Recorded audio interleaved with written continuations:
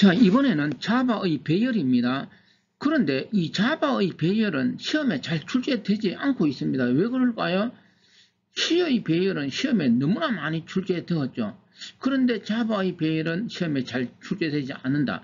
뭐 특별한 것은 없고 기본적으로 기본 개념은 C의 배열하고 같습니다. 자, 그러면 자바의 배열 시험에 그다지 출제되지 않기 때문에 간단하게 살펴보려고 합니다. 자, 먼저 이 배열에 대해서 용어 하나 정리하면은 자바에서는 배열을 객체로 취급한다 이런 이야기를 합니다.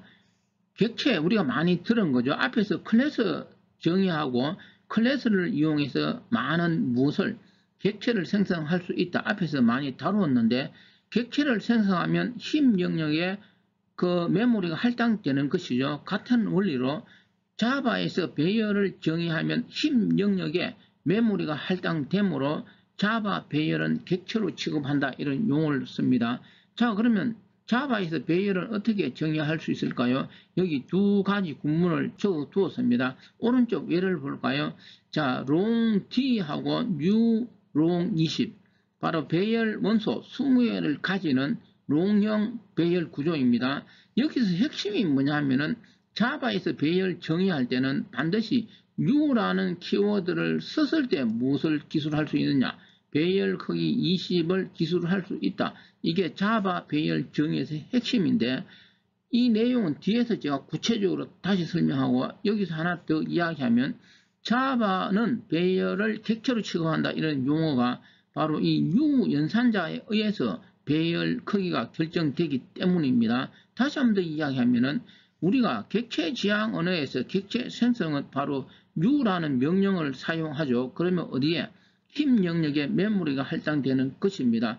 해서 자바의 배열은 객체로 취급하고 바로 자바의 배열 크기는 new로 한다는 것이 이번 슬라이드에서 핵심 내용입니다.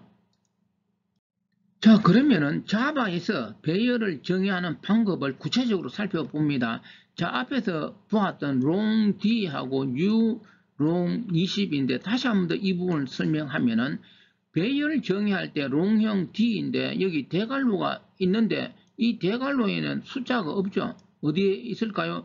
뒤쪽 롱 대괄호 안에 숫자가 있습니다. 앞에서 강조하였죠. 자바에서는 배열 크기는 반드시 new라는 키워드가 있을 때 기술할 수 있다. 앞쪽 롱에는 뭐가 없습니까? new라는 키워드가 없죠. 해서 숫자 뭐 20, 30, 50 배열 크기를 기술하면 오류가 발생되는 것이고 바로 new라는 키워드가 있는 부분에서 반드시 대괄호 안에 배열 크기 20, 30, 60, 70 이런 걸 기술할 수 있다가 자바 배열 정의할 때 핵심입니다. 자, 그러면 왜 자바에서는 new라는 키워드가 있을 때 배열 크기를 기술하도록 하였을까요? 이유는 이렇습니다. new라는 연산자 역할이 뭘까요? 힘 영역에 메모리 크기를 할당하는 것이죠. 해서 그 메모리 크기를 할당하는 곳에서 배열 크기 숫자를 적어라 이런 뜻입니다. 이해되었습니까? 또 다른 예가 봅니다. 아래쪽에 스트링 바로 문자열을 저장하기 위한 것이죠. 역시 대괄호 안에는 무엇이 숫자가 없는 것이죠. 그리고 뒤쪽에 new가 있습니다. new가 있는 대괄호 안에 문자열 길이 무엇? 이 30을 기술한 것이죠. 아래쪽으로 봅니다. INTA입니다. 역시 new가 없으니까 대괄호 안에는 무엇을? 숫자를 기술할 수 없다. C에서는 이렇게 했을 때 뭐를? 숫자, 미리 배열 크기가 5개다 이런 걸 C에서는 기술할 수 있었습니다. 그런데 자바는 절대로 기술하면 안 된다. 기술하면 오류가 발생되는 것이죠. 아래쪽에 불형입니다. 불린 B도 역시 new가 없으니까 대괄호 안은 비어 있고 또 역시 INTK인데 new가 없으니까 대괄호 안은 비어 있습니다. 이렇게 초기값이 있어도 어떻게 되죠? new가 없으면은 무엇을? 배열 크기를 지정할 수가 없다가 자바의 배열 정의에서 핵심 내용입니다.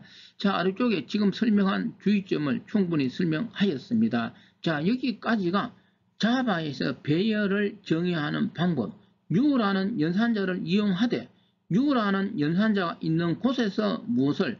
배열 크기 1개, 2개, 3개, 4개 이런 것을 기술할 수 있다가 핵심입니다. 자, 마지막으로 이 자바의 실제 배열 구조 하나를 살펴봅니다.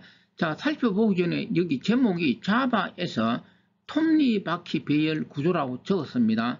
앞에서 우리가 시연을 할 때 살펴보았습니다. 이 직사각형 형태의 배열 구조가 있고 톱니바퀴 형태의 배열 구조가 있다라고 하였는데, 바로 자바는 기본적으로 이 톱니바퀴 배열 구조를 지원하는 것이죠. 앞에서 C에서 톱니바퀴 배열 구조 이름이 무엇이었습니까? 포인트 배열이었습니다. 자, 그러면 잡아 봅니다. 먼저 여기 3행 4열 배열 구조인데 C하고 마찬가지로 첫 번째 행을 0 이렇게 이야기합니다. 두 번째 행은 1행, 세 번째 행은 2행이 되겠죠.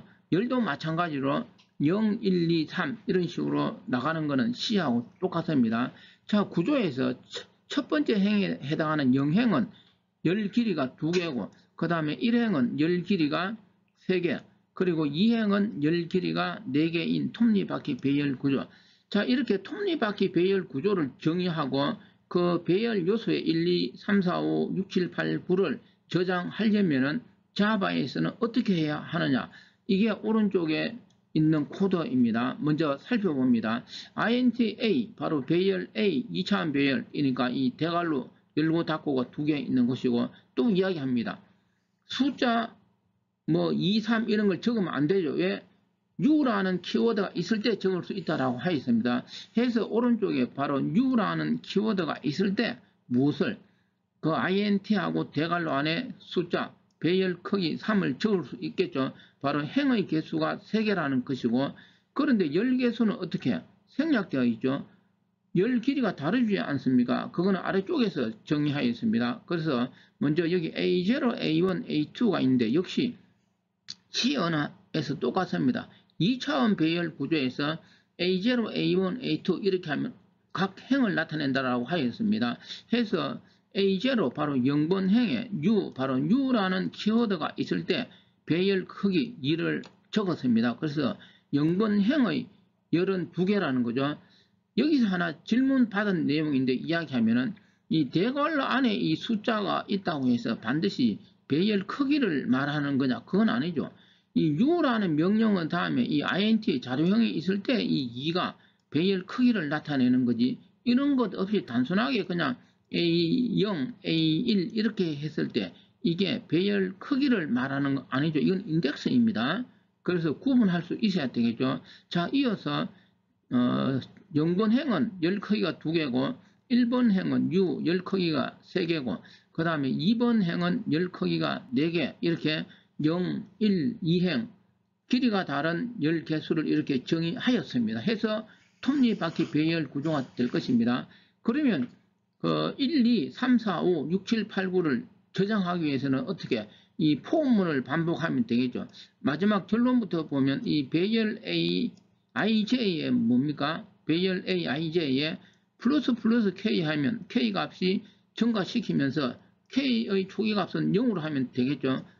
증가시키면서 이렇게 반복하면은 1, 2, 3, 4, 5, 6, 7, 8, 9가 배열 요소로 값으로 저장될 것입니다. 그러면 이 포문에서 하나 살펴봅니다. 다중 포문인데, 다중 포문은 앞에서 설명하였으니까 더 이상 구조는 설명하지 않고 자바에서 이 length라는 키워드를 사용하는 거죠. 이 length는 그 배열에서 열 길이를 내부적으로 구해서 저장되어 있습니다. 해서 열 길이가 0번 행은 2개고 1번 행은 3개고 2번 행은 4개니까 이 length 값이 가변적으로 변하겠죠. 해서 이 반복문을 돌리면은 배열 요소는 플러스 K에 의해서 어떻게 될까요? 1, 2, 3, 4, 5, 6, 7, 8, 9가 저장이 되고, 마지막으로 이 출력문에서 출력한 게 A의 2, 3입니다. 그러면 배열 요소 A의 2, 3은 왜 9가 출력될까요? 바로 2행 3열이니까 2행 3열에 저장된 값은 뭘까요? 바로 9라는 것입니다.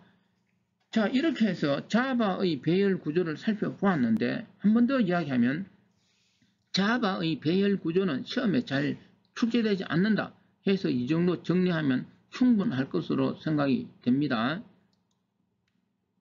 자, 자바의 배열 구조였습니다. 자바의 배열 구조는 자바 시험에 그다지 출제되지 않으므로 이 정도 정리하면 충분할 것입니다.